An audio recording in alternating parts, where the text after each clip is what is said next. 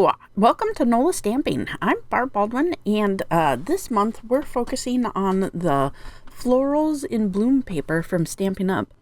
So there's 2 each of each design, and there's 12 pieces of paper total, so 6 different designs. And I would say every single design is a winner in this pack. I really like how bright and cheerful they are. There's 6 different designs for 12 pieces of paper, and I think every single one's a winner. So since we're going to be using some of the purple flavors of the flowers, we're going to use a Petunia Pop two-tone cardstock for the card base. This will be perfect to bring in some of that color, and I love using two-tone cardstock as the card base because once you start layering, it makes the card like super sturdy. So, and it'll show off the two-tone nature of the card.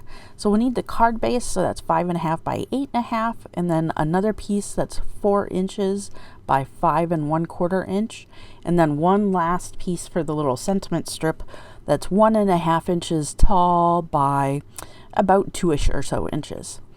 So we're going to go ahead and use the 3 papers that I like to call purple flavor. And we're going to cut them at 5 inches tall, and then we're going to cut a few pieces. So one that is 1.5 inches wide, so that'll be the paper that you like the most.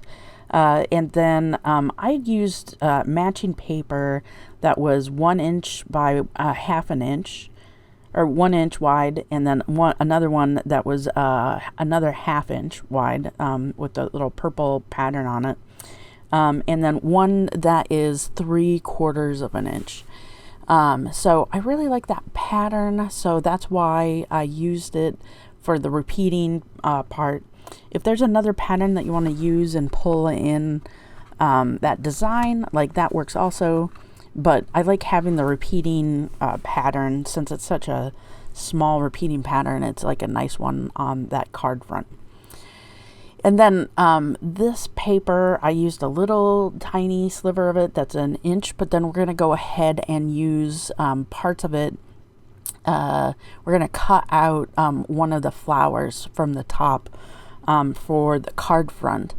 And I love being able to like use paper that way, like in the place of a stamp, or just being able to use the designs a little bit. Because the card is colored, we'll also need an interior like sentiment base, so that's 4 inches by 5 1/4 inches. Okay, so let's go ahead and take our 5-inch strips, and then we're just going to use a little bit of a tape runner and attach them down to the light side of the 4 inch by 5 1/4 inch Petunia Pop, and we're just using the opposite side for the little frame for these papers as the card base will be. So if you want the light side of the card base to show up to be on the outside, then you'll need to use the dark side for the frame. But I really like how it looks having the light side as the frame and then the dark side as the card base. So just butt those up against each other, and then it bothered me because there was one that was just a hair off. So I'm just taking a ruler and a little X-Acto knife and just peeling that one little piece off so that they're all super straight. Since this design is kind of simple, you notice when like one thing is off like that. So that's just a quick and easy way to put it together. Okay, so I'm going to use my tape runner again, and I'm making sure to have the dark side of the card base out. And you'll see how it just sort of pulls in that light, dark on the card. Okay, let's get to stamping.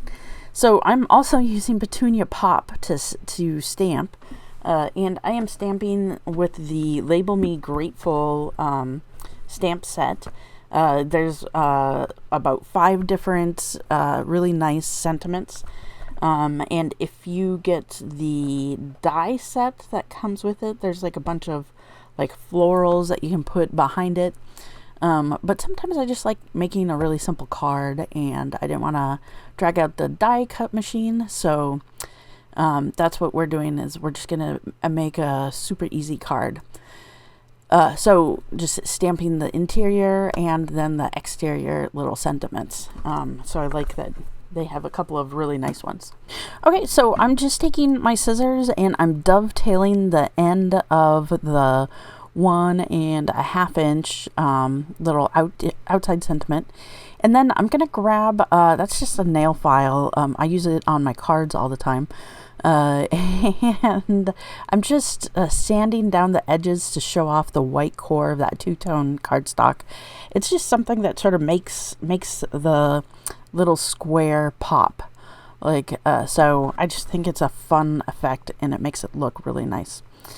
And then I'm just going to go ahead and grab the paper, and I'll speed this up so that you don't have to watch me just fussy cutting things out. But I love how on this paper from the Florals and Bloom paper, they have all the parts of a flower. And it's like they deconstructed the flower so that you can construct it back again. So I cut out the flower, a little flower, and some of the leaves.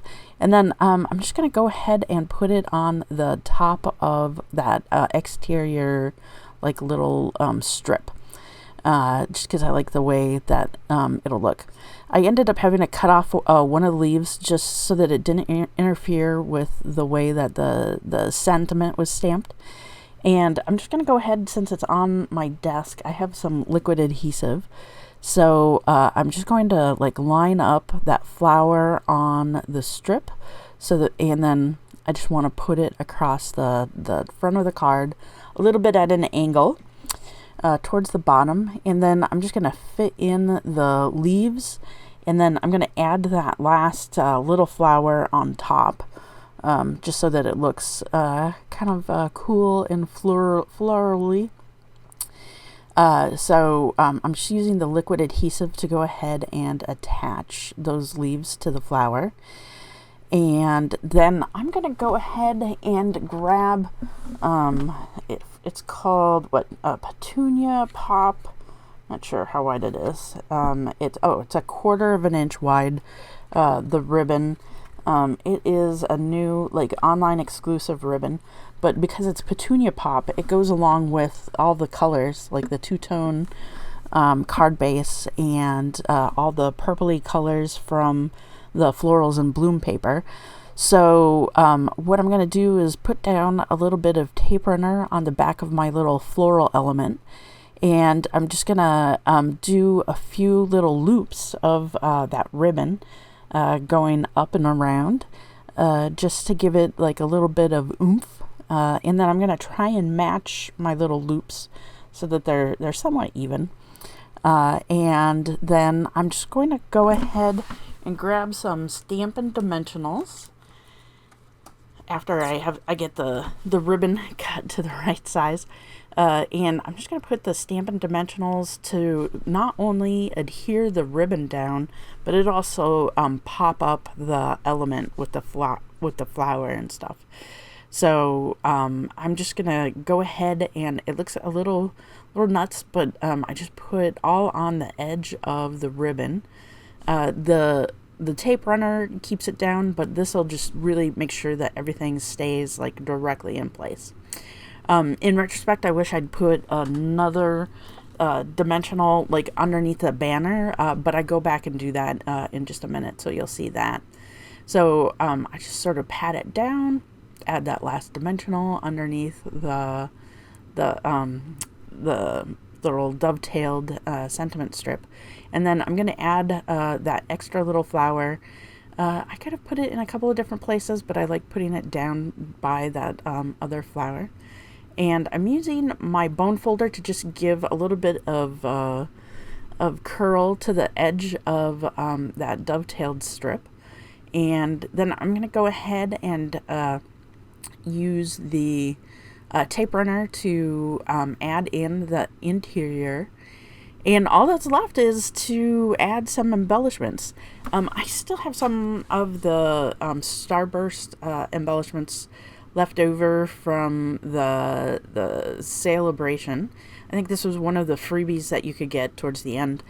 And I hadn't really used them, but that petunia pop color looks great. Like the white and the petunia pop ties in perfectly with the card.